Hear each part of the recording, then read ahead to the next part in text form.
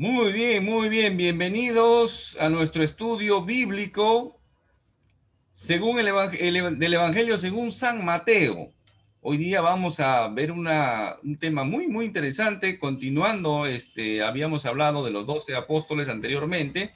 Ahora continuamos nuestro estudio. Dicho sea de paso, puedes ver los anteriores estudios en YouTube. Están ahí en el canal. Suscríbete, comparte. Cada lección es peculiar, tiene su propia enseñanza, ¿de acuerdo? Así que no hay problema si recién te estás enganchando a tus estudios.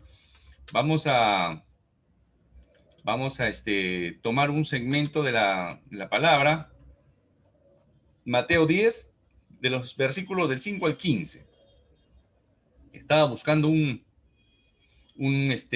nombre y se me vino este nombre de poner siervos en acción. Siervos en acción. Eso es lo que necesitamos todo discípulo. Hay mucho teórico en la iglesia también, y ese es un problema, ¿de acuerdo? Mucho teórico. Se sabe mucho, pero no se hace nada.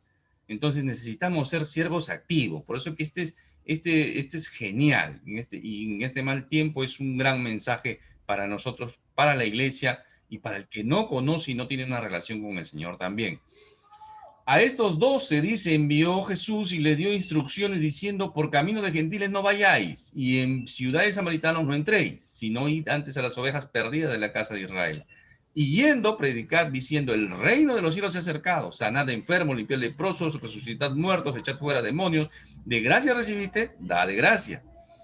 No os proveáis de oro, ni de plata, ni cobre en vuestros cintos, ni de alforja para el camino, ni de dos túnicas, ni de calzado, ni de bordón, porque el obrero es digno de su alimento. Mas en cualquier ciudad o aldea donde entréis, informaos quién en ella sea digno y posad allí hasta que salgáis. Y al entrar en la casa, saludadla. Y si la casa fuera digna de vuestra paz, vendrá sobre ella. Mas si no fuera digna, vuestra paz se volverá a vosotros. Y si alguno no os recibiere ni oyere vuestra palabra, salid de aquella casa o ciudad y sacudid el polvo de vuestros pies. De cierto os digo que en el día del juicio será más tolerable el castigo para la tierra de Sodoma y de Gomorra que para aquella ciudad. Vamos a estudiar el texto, hermanos. Vamos a ver la primera parte, estos primeros dos versículos, del 5 y el 6. Y acá el Señor les da unas instrucciones, ¿no? Hay una misión corta. El Señor está, la primera misión de los discípulos, 12 discípulos. Los va a enviar de dos en dos. Y su primera misión, una misión local, ¿no? Es una misión corta, local. Después vamos, si continuamos el estudio, los siguientes versículos, en otros estudios, en el siguiente estudio, Dios lo permita, vamos a ver que ya se amplía, ¿no? Es una misión ya un tanto más mundial y después vamos a entender el discipulado también que se va a dar en las misiones, ¿de acuerdo? Vamos a aprender bastante sobre esto, así que vamos a ir aprendiendo. Le dice, por camino de gentiles no vayáis, ¿no? O sea, les está diciendo que era en la zona de Galilea, en la cual ellos estaban, en la provincia de Galilea, entonces no se iban a expandir a otros territorios un tanto donde estaban, por ejemplo, los samaritanos más al sur, u otros lugares donde habían otros pueblos que no eran netamente judíos, ¿no? ¿A cuál es la orden que le da el Señor? Que vayan a las ovejas perdidas de la casa de Israel, ¿no? A las ovejas descarriadas del pueblo de Israel, sería una mejor expresión. ¿Qué le está diciendo? Que vayan a los judíos, al pueblo que estaba perdido, ¿no? Ya en el capítulo 9:36, en el capítulo anterior, ya había dicho al Señor que dijo ahí, y al ver las multitudes tuvo compasión de ellas porque estaban desamparadas y dispersas como ovejas que no tienen pastor. Ya el Señor les había visto que el pueblo de Israel estaba perdido, ¿de acuerdo? Estaban desamparados, estaban descarriados. Habían perdido, diríamos nosotros actualmente, como habían perdido la brújula. Pero es interesante también porque el Señor envía al pueblo de Israel, porque al pueblo de Israel se le había dado el pacto. Ellos iban a ser el canal de la bendición a todas las naciones, ¿no? Y ahí está cuando el Señor hace el pacto, la promesa a Abraham, ¿no? Está Génesis 12, 12:3 dice, haré de ti una gran nación, una nación grande, y te bendeciré y engrandeceré tu nombre y serás de bendición. Bendeciré a los que te bendijeren y a los que te maldijeren, maldeciré. Y serán benditas en ti todas las familias de la tierra. Esta era la promesa, ¿no? Confirmada después en el 22:18, al mismo Abraham, en tu simiente serán benditas todas las naciones de la tierra por cuanto oíste a mi voz. O sea, ese era el canal en el cual el Señor iba a bendecir a todas las naciones a través del pueblo de la descendencia del linaje de Abraham, a través del pueblo de Israel, ¿no? Y esto después ya se va a ampliar en la gran comisión en Mateo. Es interesante esto, hermanos, este dato, porque Mateo es como un libro de transición entre el Antiguo Testamento y el Nuevo Testamento.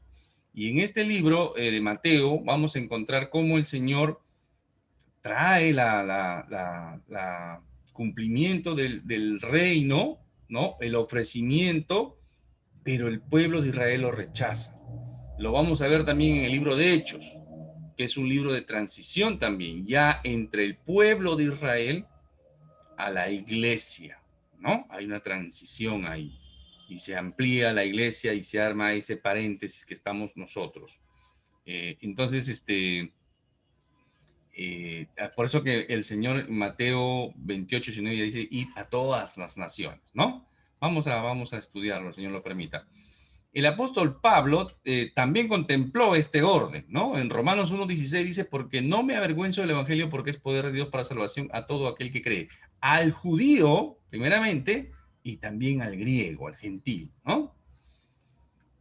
En Romanos 2:9 al 10 dice, tribulación y angustia sobre todo ser humano que hace lo malo, el judío primeramente y también al griego, ¿no? Pero gloria y honra y paz a todo el que hace lo bueno, al judío primeramente y también al griego, ¿no? Entonces hay un orden, había una secuencia y eso se ha mantenido, ¿no? Se ha mantenido. A ver, sigamos avanzando y agarramos los versículos del 7 y hasta el 8a nada más. Dice, yendo, predicar, diciendo, el reino de los cielos se ha acercado, sanad enfermos, limpiad leprosos, resucitad muertos, echad fuera demonios. Hay un mensaje. Hay un mensaje y unas señales, ¿de acuerdo? Y este es otro dato interesante, hermano, ¿ya? Este es un plus, ¿no? En realidad todas permíteme hacer un paréntesis, tengo un familiar y esto te va a ayudar, tú que estás viendo el video seguramente, porque muchos se aburren, no sé si se aburren, pero no terminan de ver todo el video. Y tengo por ahí un familiar, me dice, pero yo a veces estoy esperando las conclusiones, me dice, estoy esperando la moraleja del mensaje, y tú no dejas ninguna moraleja. Piensan que enseño algo y al final doy una moraleja. No es así. Toda la lección y cada punto que yo menciono es una lección. No, pues a mí me da mucho gusto algunos hermanos que ven los videos y hacen los estudios y están tomando apuntes. Y después me preguntan también. Entonces, eso es lo interesante, porque en cada paso salen cosas que realmente ayudan y nos dan claridad, ¿no? Y el Espíritu Santo nos va a dar esa iluminación para poder comprender la palabra. Por eso que el que está apurado, ¿no? Se pierde a veces faltando 2 minutos para que termine el video, ¡pum! Sale un plus y realmente es una lección de repente la más importante para tu vida, para ti. Entonces, el Señor no le habla a los apurados, pues, ¿no? Entonces, tomando el punto, acá hay un mensaje y hay señales. Hay señales. ¿Señales son para qué? Para confirmar la autoridad que el Señor Jesús le había dado a sus discípulos. Entonces, ojo con este dato. Las señales son para los judíos. ¿Por qué lo menciono? Porque tenemos el enfoque de pensar que la iglesia también necesita señales. Y esa es una mala hermenéutica, hermanos. Es una mala interpretación. Es un criterio errado. Por eso que si nosotros tuviéramos un criterio entendiéramos estos criterios, nos evitaríamos tantas malas interpretaciones. Las señales son para los judíos. La iglesia no necesita señales. Es más, haciendo otro plus, el mensaje, el reino de los cielos se ha acercado. ¿Quién lo dice? Juan el Bautista comenzó diciéndolo. ¿Y después quién? El Señor Jesús. En aquellos días vino Juan el Bautista predicando en el desierto de Judea. ¿Qué decía? Arrepentidos porque el reino de los cielos se ha acercado. Eso decía Juan el Bautista. ¿Cómo sabía esto? Porque el Señor ya estaba en la tierra. El Señor había acercado. El mismo Señor Jesús también va a decir. Entonces comenzó Jesús a predicar y a decir, arrepentidos porque el reino de los cielos se ha acercado. El Señor Jesús había acercado el reino de los cielos. Haciendo un poquito de teología, ¿qué hubiera pasado si los judíos hubieran dicho, tú eres nuestro Mesías, definitivamente, aceptamos? ¿Qué hubiera pasado? El reino de Dios, el reino de los cielos se hubiera establecido en la tierra. Pero como lo rechazaron, no se dio. Entonces, el reino de los cielos está ya, pero todavía no. El reino de los cielos está en la tierra, sí, en nuestros corazones. Todos los que hemos rendido nuestra vida al Señor Jesucristo y todos los que rindan su vida al Señor Jesucristo son parte de este reino. Pero estamos esperando que venga nuestro reino. Pero me entiendan, ¿ya? Pero me entiendan. Pero todavía no viene. Entonces el reino todavía no está acá. Está acá, pero todavía no. Está acá con nosotros. Sí, está en nosotros. Pero cuando venga el Señor se completará y habrá un reino milenial y todo lo demás. ¿De acuerdo? Entonces, ¿nosotros qué predicamos? Nosotros como iglesia, ¿qué predicamos? ¿El reino de los cielos? No, predicamos el reino de la gracia. Necesitamos ahora que las personas, el inconverso, el que no tiene al Señor Jesucristo, se arrepienta y venga en fe en la obra que hizo el Señor Jesucristo. ¿De acuerdo? ¿Se dan cuenta? Entonces, por eso que la iglesia, yo no sé qué hace la iglesia, dice, sí, hay que hacer milagros, que eso no es así. Lo que la iglesia necesita es ver, es corazones convertidos al Señor Jesucristo, corazones rendidos al Señor Jesucristo. Y cuando digo corazones me refiero a vidas, almas rendidas al Señor Jesucristo. Eso es lo que necesitamos, ¿de acuerdo? ¿Se dan cuenta? Acá ya salió una lección. ¿Viste? Tenemos que avanzar. ¿Con qué autoridad iban los discípulos? ¿Con qué autoridad iban los apóstoles? Con la autoridad del Señor Jesús. Él les delegó esa autoridad. Lo mismo que él había hecho en los capítulos 8 y 9, que ya están en YouTube, lo puedes ver también. Todo lo que hizo en 8 y 9, ¿no? ¿Qué hizo en 8 y 9? Demostró su poder sobre la enfermedad, poder sobre la naturaleza, poder sobre el mundo demoníaco, satánico, poder sobre la muerte. Por eso que el Señor le dice ahí, resucitad muertos también. ¿Cómo lo habían visto? No, ¿todavía había pasado lo de Lázaro? No, no había pasado lo de Lázaro. Entonces, ¿de qué está hablando? Está hablando de que Jesús había resucitado a la hija de Jairo, ¿sí? ¿Se acuerdan? Ahí está. Entonces, esa autoridad tenían los apóstoles. Y esa es la autoridad que tenían los apóstoles para hacer esa explosión evangelística. ¿De acuerdo? Esos eran los apóstoles, incluyendo al apóstol Pablo. Después, durante la historia de la iglesia, ya no encontramos esas cosas. ¿Se dan? Sí, por supuesto que sí. Yo no voy a entrar en el tema de que si continúan o no continúan los dones, si hay dones de sanidad o no hay dones de sanidad, si se hace milagro. No, ningún hombre, ningún teólogo puede decir, no, ya no hay milagros, ya no hay sanidades. Sí, por supuesto. Nadie puede decir eso. ¿Por qué? Porque eso sería limitar a Dios. Dios sigue obrando milagros, Dios sigue haciendo sanidades, por supuesto que sí, pero no como señales. ¿Ya? Bueno, hay mucho por hablar más en ese tema, pero como punto está bien. Avanzamos ahora del 8b. 8b, cuando un versículo se divide en A, en B, o hasta en C, hasta en D, se puede dividir, entra en 4, es porque se ha dividido en dos partes, A y B. Entonces, 8b quiere decir la siguiente parte, hasta el capítulo 10. De gracia recibiste, da de gracia. No os proveáis de oro, ni de plata, ni de cobre en vuestros cintos, ni de alforja para el camino, ni dos túnicas, ni calzado, ni bordón, porque el obrero es digno de su alimento. Los discípulos fueron beneficiados con el mensaje. Claro, ellos conocieron el mensaje, el reino de los cielos se ha acercado, conocían eso y se beneficiaron de qué también? De la autoridad del Señor Jesús para hacer los milagros. No, no, ellos no hicieron nada, no compraron algo o se lo merecieron para que el Señor los eligió, ¿de acuerdo? Y los recibieron de gratis. Así es. Y así recibimos nosotros, así estás recibiendo tú el mensaje ahorita, por ejemplo, de gratis. Yo no te estoy cobrando nada, así de gratis, ¿no?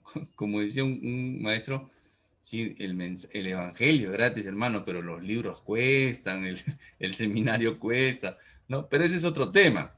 El punto es que este maravilloso mensaje, el evangelio que salva, el evangelio de poder, nos llevó de gratis.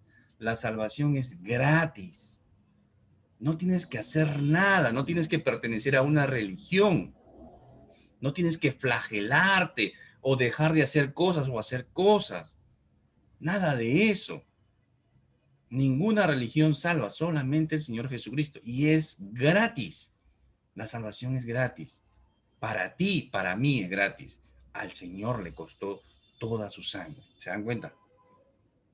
El Señor pagó. O sea, no fue gratis. El Señor lo pagó. Para nosotros es gratis. Y eso es algo que tenemos que entender nosotros como iglesia también. Sí, sí, la salvación es gratis, la salvación es gratis. No, pero hubo un alto precio.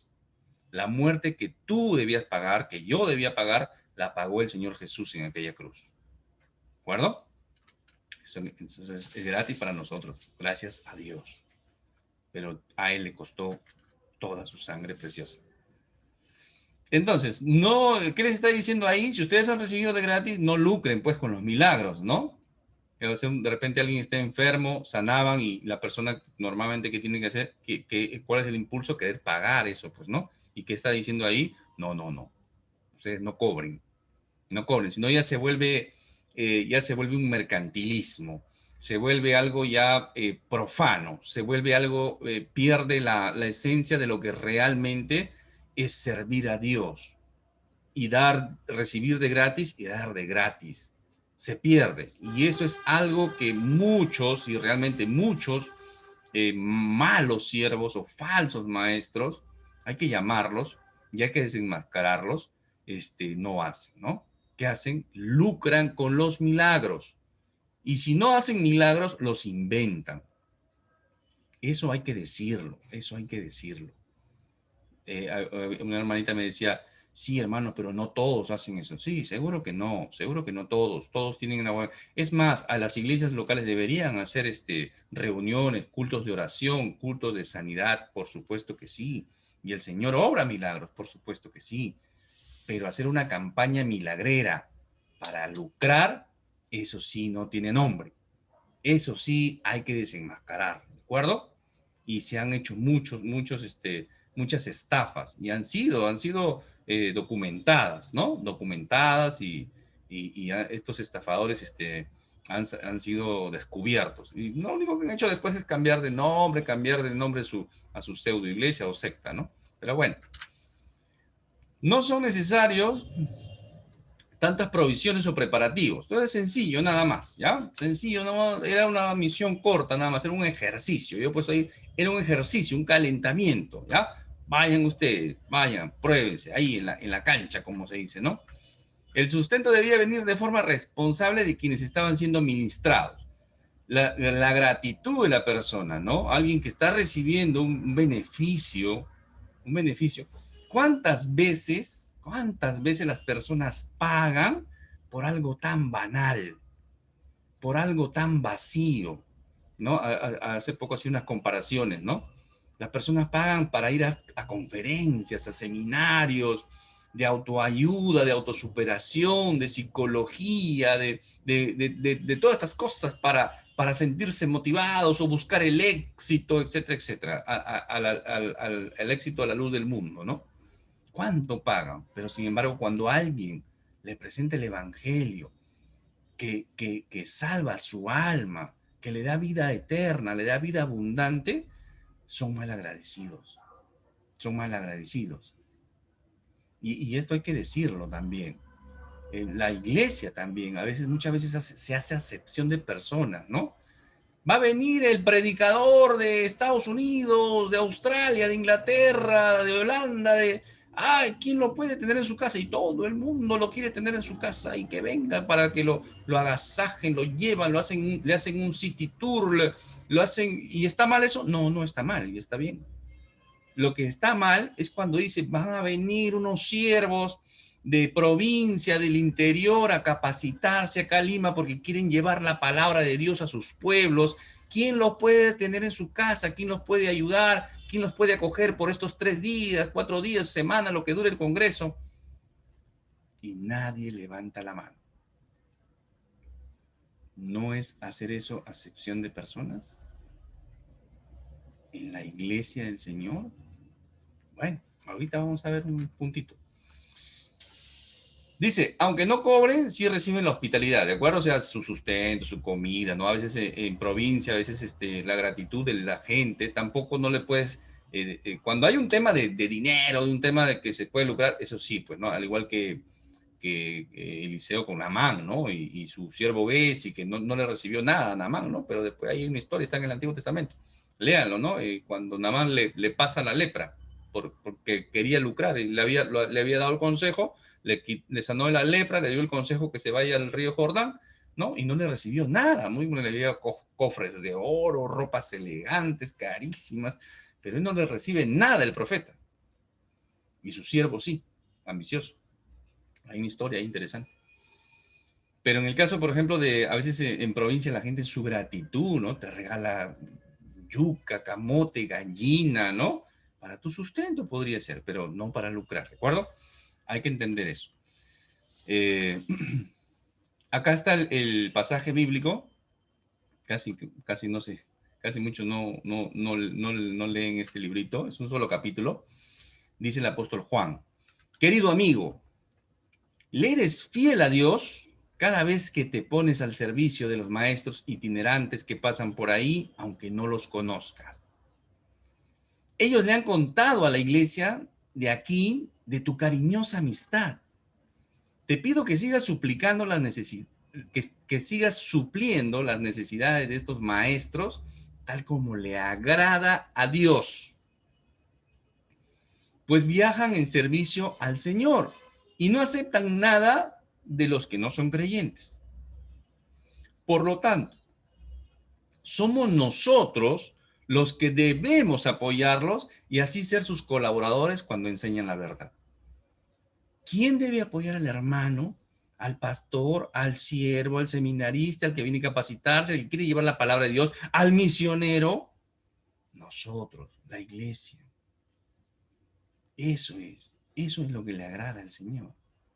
Pero sin embargo, ¿qué hacemos nosotros? Le damos la espalda. Preferimos gastar dinero en otras tonterías tan vanas que para la extensión del reino de los cielos. Esto es un llamado, es una llamada de atención. Estamos estudiando la escritura, Hechos 10, se fueron los discípulos, pero hay que traerlo a contexto, hay que traerlo a la actualidad. ¿Cuántas personas, cuántas iglesias pequeñas que estaban surgiendo en algunas comunidades, en algunos lugares, en algunas ciudades, pagando un alquiler de un local? Ahora por la pandemia ya no hay ingresos, nadie va, se olvidaron de estos siervos y están en el desamparo. Tuvieron que cerrar locales, etcétera, etcétera. ¿Por qué? Porque la iglesia no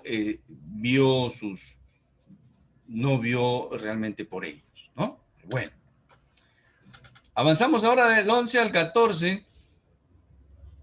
Más en cualquier ciudad o aldea, ahí está el texto, ya lo hemos leído, ¿no? Es interesante, hay que volverlo a leer. Más en cualquier ciudad o aldea donde entréis, informaos quién en ella sea digno. ¿Quién en ella sea digno? Una persona. Y posad allí hasta que salgáis. Y al entrar en la casa, individuo, casa, 13. Y si la casa fuera digna, vuestra paz vendrá sobre ella. Mas si no fuera digna, vuestra paz se volverá a vosotros. Y si alguno no os recibiere ni oyere vuestra palabra, salid de aquella casa o ciudad y sacudid el polvo de vuestros pies. Acá cuando dice alguien que sea digno, no es que alguien que, o sea, hay que buscar al más importante o al que es económicamente más pudiente, o de repente al que es moralmente, religiosamente, de repente más digno. No se refiere a eso. ¿Ya? Cuando dice buscar, examinar, ¿no? ¿Quién realmente merece? Es alguien que responde positivamente al Evangelio. Esa persona, sin importar su condición social, económica, educativa, lo que sea, lo que fuera. ¿Ya? Entonces tiene que ser acepta. Y a veces el que uno menos piensa es el que acepta. ¿De acuerdo? Ahí es donde tiene que hacer. Y puede ser un individuo, como ya lo he mencionado, si leemos el versículo 11, en el 12 y en el 13, vamos a encontrar que es individuo, casa o ciudad que recibe el saludo. ¿Cómo era este saludo? Lucas nos cuenta, dice, en cualquier casa donde entréis, primeramente decid, paz sea a esta casa. Ese que quiere decir que están viniendo con un mensaje de Dios y ellos aceptan. Y si aceptan, son bienvenidos en esa casa, los reciben. Gloria a Dios, ahí se va a quedar su paz. Pero si no, ¿qué dice? Sacudid el polvo de vuestros pies.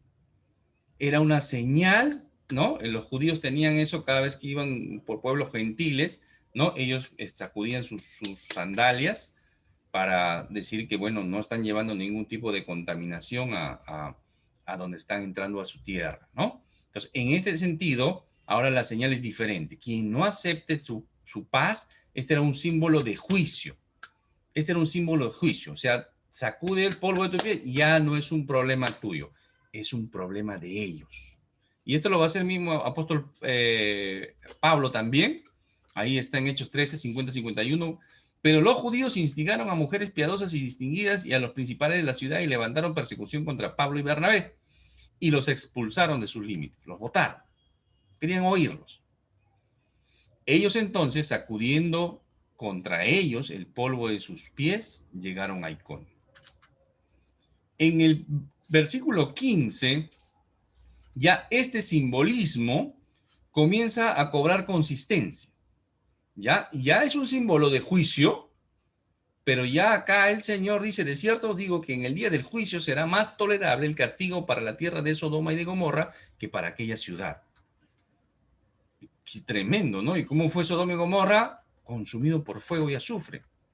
¿De acuerdo? Entonces, el mensaje, que es el mensaje del Evangelio, que es una promesa para el judío, cobra un sentido también de amenaza.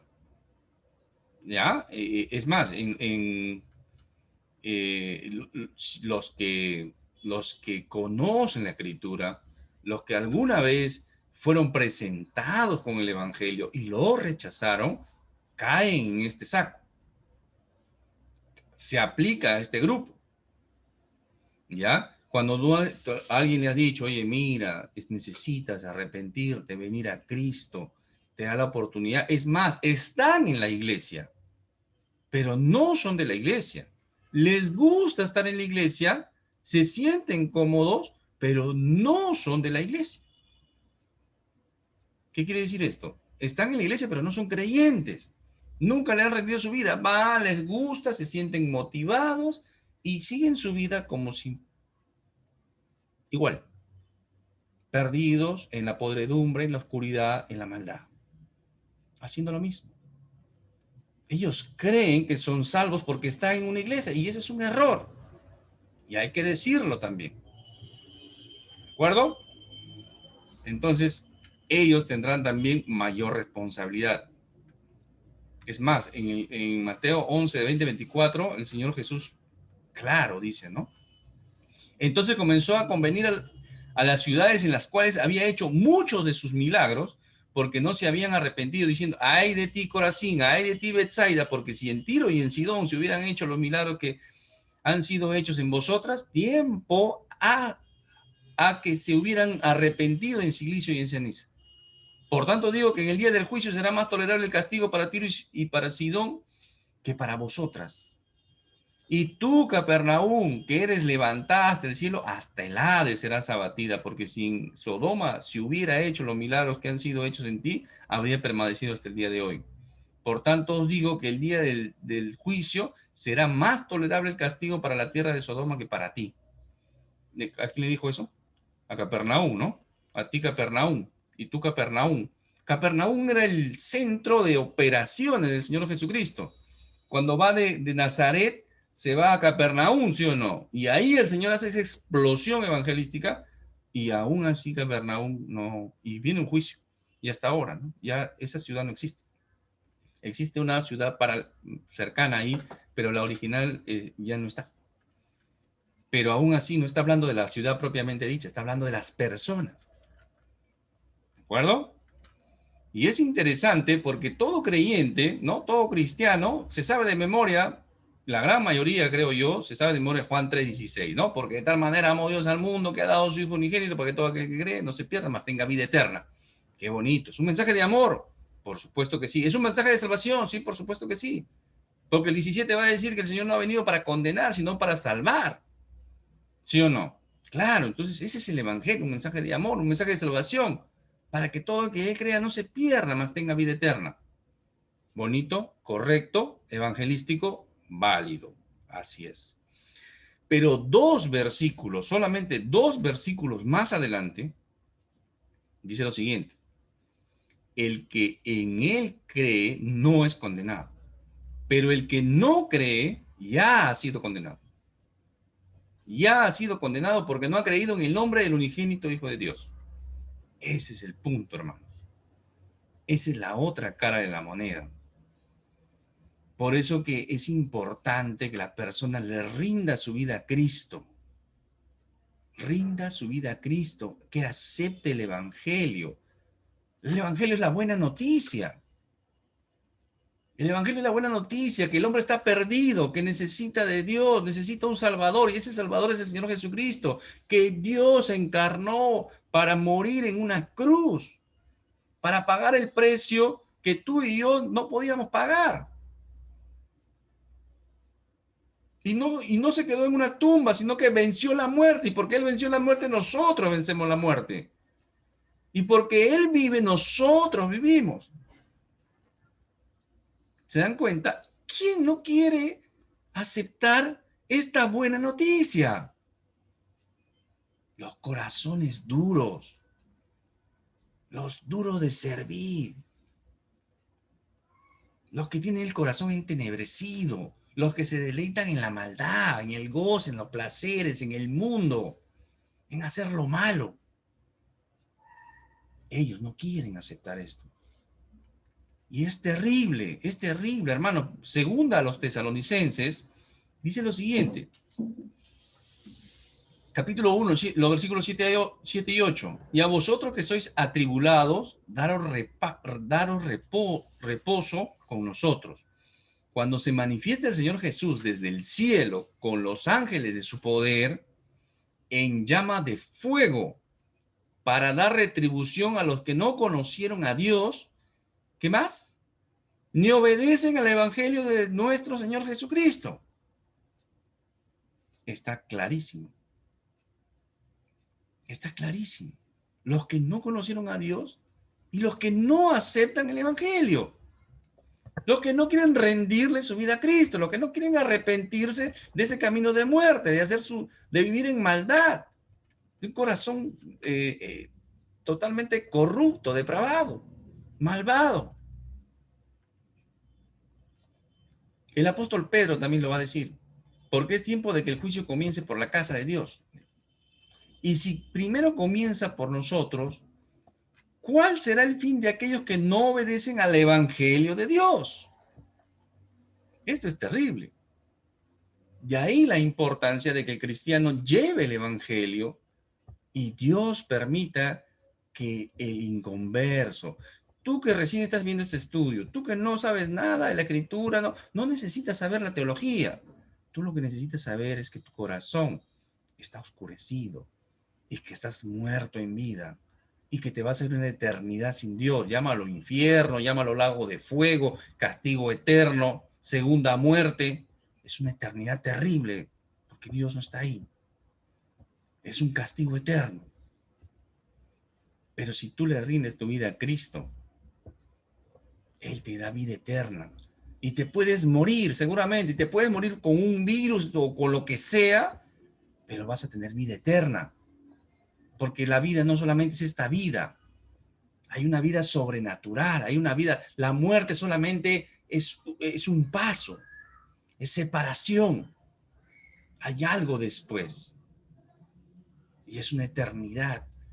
Y esa eternidad el Señor pagó para que la pases con Él. Si tú le rindes tu vida a Cristo, si tú aceptas el Evangelio, si tú vienes arrepentido y en fe en el Señor Jesucristo y tienes vida eterna. Ese es el mensaje. Así de simple, así de sencillo. ¿Tengo que tener una religión? No. Ya después buscarás una iglesia local donde congregarte. De repente te enganchas acá en el ministerio, escríbeme un correo, te guío, te asesoro, te doy un consejo, te puedo ayudar, te puedo orientar, donde estés, en cualquier parte del mundo. ¿De acuerdo? Tomo este mensaje y con esto termino, el mensaje de Isaías, tan vigente, tan vigente. Buscad a Jehová mientras pueda ser hallado. Llamadle en tanto está cercano. La enfermedad, el virus, la pandemia ha traído la voz más audible de Dios. No la cierres, no cierres tus oídos. Arrepiéntete. Ven a Cristo. Ven a Cristo. Ahí está mi correo. Escríbeme. Dios te bendiga. Fue con ustedes Jorge Ocampo, siervo del Señor Jesucristo.